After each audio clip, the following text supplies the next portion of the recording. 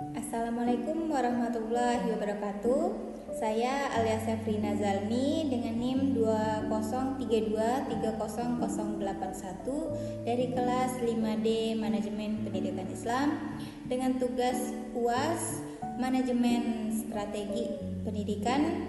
Di sini saya akan menjelaskan sedikit tentang analisis SWOT. Analisis SWOT adalah kerangka kerja strategis yang fundamental dalam dunia bisnis dan pengembangan organisasi. Metode ini dirancang untuk membantu entitas baik perusahaan, proyek maupun individu dalam mengidentifikasi dan mengevaluasi faktor-faktor kunci yang mempengaruhi keberhasilan atau kegagalan mereka. Dengan memahami secara mendalam kekuatan, strength, kelemahan, weakness, peluang, opportunitas, dan ancaman, threat, dapat dirumuskan strategi yang lebih efektif dan adaptif. Saya akan memandu melalui setiap komponen SWOT untuk wawasan tentang bagaimana menganalisis faktor internal dan eksternal serta menunjukkan cara mengaplikasikan kerangka kerja ini untuk pengambilan keputusan yang lebih baik. Mari kita mulai perjalanan untuk mengungkap potensi tersembunyi dan mengatasi tantangan yang mungkin menghambat kemajuan. Selanjutnya yaitu kelebihan analisis SWOT. Kekuatan adalah karakteristik internal positif yang memberikan keunggulan kompetitif bagi organisasi. Ini adalah apa yang kita lakukan dengan baik, sumber daya yang dimiliki, dan atribut unik yang membedakan antar pesaing. Mengidentifikasi kekuatan dengan jelas sangat penting karena memungkinkan untuk membangun strategi di atas fondasi yang kokoh. Contoh kekuatan internal seperti reputasi merek yang kuat, tim manajemen yang berpengalaman, teknologi atau paten eksklusif, jaringan distribusi yang luas, sumber daya finansial yang stabil, produk atau layanan inovatif. Adapun cara mengidentifikasi kekuatan. Yang pertama, apa yang Anda lakukan lebih baik dari orang lain? Sumber daya unik apa yang Anda miliki? Dan apa keunggulan kompetitif Anda? Yang keempat, apa yang membuat pelanggan memilih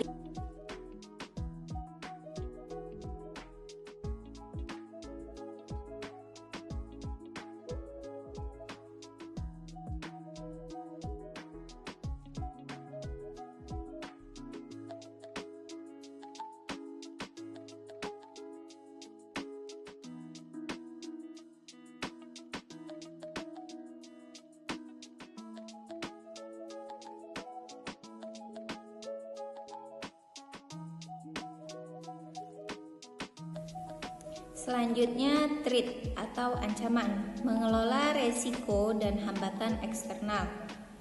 Ancaman adalah faktor eksternal yang berpotensi merugikan atau menimbulkan masalah bagi organisasi. Ancaman tidak dapat dikendalikan tetapi dapat diantisipasi dan dimitigasi. Mengidentifikasi ancaman memungkinkan Anda untuk mengembangkan rencana darurat dan strategi untuk melindungi organisasi dari dampak negatif yang mungkin terjadi. Adapun contoh ancaman eksternal. Yang pertama, persaingan yang meningkat, perubahan preferensi konsumen, resesi ekonomi, peraturan pemerintah yang tidak menguntungkan, bencana alam, gangguan teknologi yang tidak terduga. Adapun cara mengidentifikasi ancaman. Yang pertama, siapa pesaing utama dan apa yang mereka lakukan? Apa yang dilakukan pesaing Anda dengan baik? Peraturan baru apa yang bisa mempengaruhi Anda? Apakah ada tren pasar yang mengancam model bisnis Anda, bagaimana perubahan ekonomi bisa merugikan, dan terakhir faktor politik atau sosial apa yang bisa menjadi masalah. Manajemen ancaman yang efektif melibatkan pemantauan lingkungan eksternal secara terus-menerus, penilaian risiko, strategi untuk mengurangi kerentanan. Hal ini dapat mencakup diversifikasi inovasi atau bahkan keluar dari pasar tertentu dan mengalami risiko terlalu tinggi. Selanjutnya, weakness atau kelemahan, mengidentifikasi area untuk perbaikan. Kelemahan adalah faktor internal yang menghambat kinerja atau menempatkan organisasi pada posisi yang kurang menguntungkan dibandingkan pesaing. Mengakui kelemahan memerlukan introspeksi yang jujur dan objektif. Namun, ini adalah langkah krusial untuk perbaikan dan pertumbuhan.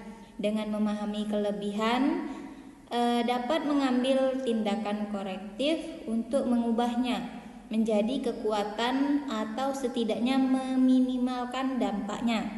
Contoh kelemahan internal yaitu seperti kurangnya modal kerja, keterampilan karyawan yang terbatas, proses operasional yang tidak efisien, ketergantungan pada pemasok tunggal, teknologi yang usang, reputasi yang buruk. Selanjutnya, cara mengidentifikasi kelemahan.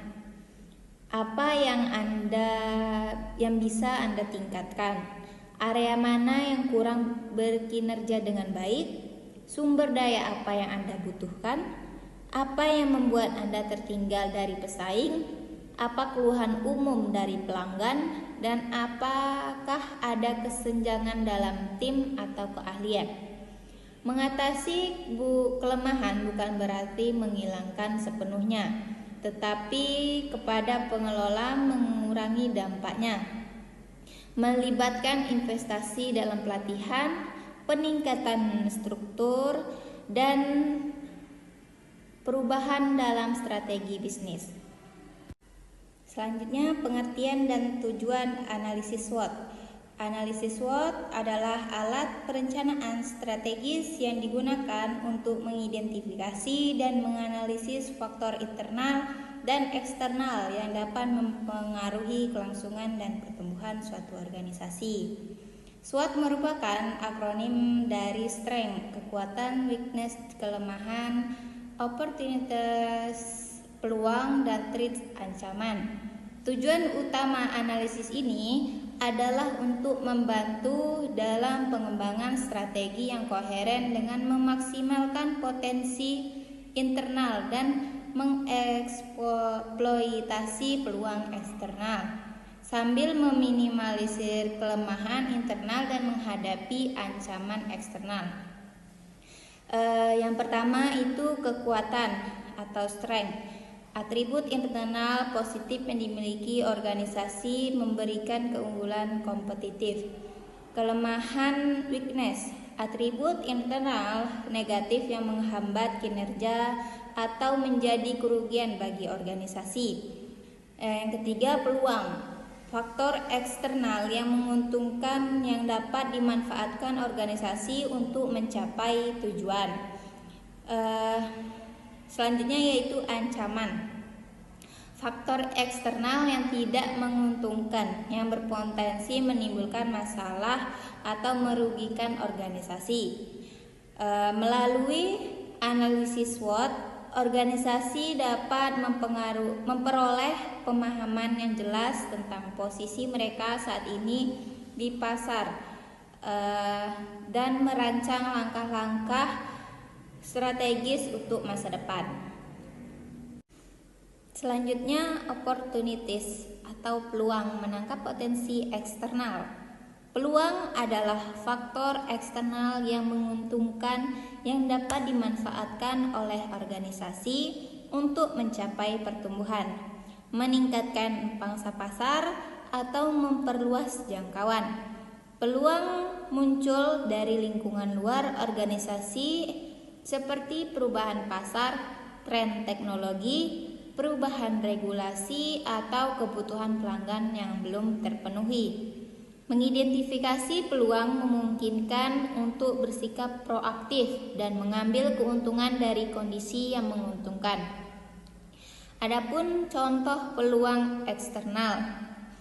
Yang pertama, pasar baru yang muncul, perubahan demografi konsumen, teknologi baru yang relevan, peraturan pemerintah yang menguntungkan, kemitraan strategis yang potensial, permintaan yang meningkat untuk produk layanan tertentu. Adapun cara mengidentifikasi peluang. Yang pertama, tren pasar apa yang bisa kita manfaatkan, perubahan teknologi apa yang bisa memberikan dampak baik, adakah kebutuhan pelanggan yang belum terpenuhi, apakah ada celah di pasar yang bisa diisi, bagaimana pesaing Anda berkinerja dan di mana mereka gagal. Perubahan sosial atau ekonomi apa yang bisa Anda manfaatkan. Peluang seringkali merupakan hasil dari pengawasan pasar yang cermat dan kemampuan untuk beradaptasi dengan lingkungan. Memanfaatkan peluang ini dapat menghasilkan inovasi, diversifikasi, dan peningkatan profitabilitas. Selanjutnya, studi kasus, penerapan analisis SWOT dalam bisnis. Untuk memahami analisis SWOT secara lebih konkret, mari kita lihat bagaimana sebuah perusahaan teknologi fiksi, InnoTech Solution, mungkin menerapkannya. Yang pertama, kekuatan. InnoTech memiliki tim R&D yang sangat inovatif, portofolio paten yang kuat, dan reputasi yang baik dalam pengembangan perangkat lunak khusus. Mereka juga memiliki basis pelanggan yang royal dan dukungan finansial yang solid. Yang kedua, kelemahan. InnoTech memiliki proses pemasaran yang lemah dan kurangnya keberadaan di media sosial. Mereka juga beruntung pada beberapa klien besar yang menimbulkan resiko konsentrasi pendapatan serta skala operasional yang kecil dibandingkan raksasa industri. Selanjutnya yang ketiga, peluang. Ada pertumbuhan pesat di pasar AI dan machine learning. Potensi untuk kemitraan strategis dengan penyedia cloud besar dan permintaan yang meningkat untuk solusi otomatisasi di berbagai industri. Juga ada kesempatan untuk ekspansi ke pasar global yang sedang berkembang. Selanjutnya yang keempat itu ancaman. Persaingan ketat dari startup inovatif dan perusahaan besar. Resiko pelanggan, keamanan data yang meningkat, perubahan cepat dalam teknologi yang bisa membuat produk usang, dan fluktuasi ekonomi global yang mempengaruhi anggaran klien. Dengan analisis ini, InnoTech dapat merumuskan strategi berintervensi dalam tim pemasaran digital, mengatasi kelemahan, dan memanfaatkan peluang diversifikasi klien atau mengurangi ancaman, dan terus berinovasi dalam AI. Selanjutnya, manfaat menerapkan analisis SWOT untuk strategi. Penerapan analisis SWOT memberikan berbagai manfaat strategis yang krusial bagi berkelanjutan dan pertumbuhan organisasi. Ini lebih dari sekedar latihan identifikasi. Ini adalah alat untuk transformasi dan pengambilan keputusan terinformasi. Yang pertama, pengambilan keputusan lebih baik, memberikan landasan yang kuat untuk keputusan strategis, membantu memilih arah yang paling menguntungkan. Yang kedua, memahami lingkungan kompetitif, memberikan gambaran jelas tentang posisi Anda relatif terhadap pesaing, mengidentifikasi keunggulan dan kerentanan. Yang ketiga, pengembangan strategi, membantu dalam merumuskan strategi yang memaksimalkan kekuatan dan peluang sambil meminimalkan kelemahan dan ancaman. Yang keempat, penangkalan kesadaran internal, meningkatkan pemahaman tim tentang kapasitas internal dan tantangan eksternal yang dihadapi organisasi.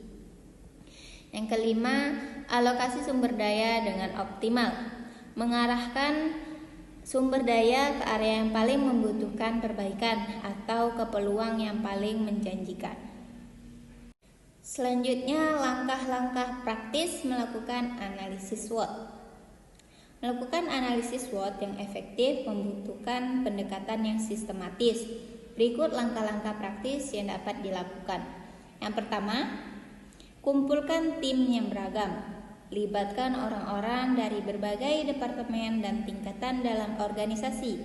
Perspektif yang berbeda akan memberikan gambaran yang lebih lengkap dan objektif. Yang kedua, brainstorming faktor internal. Fokus pada kekuatan dan kelemahan organisasi Anda, jujur dan realistis. Tanyakan apa yang Anda kuasai dan apa yang perlu ditingkatkan. Yang ketiga, brainstorming faktor eksternal. Lihatlah lingkungan eksternal, identifikasi tren pasar, perubahan teknologi, regulasi, persaingan, dan kondisi ekonomi yang relevan.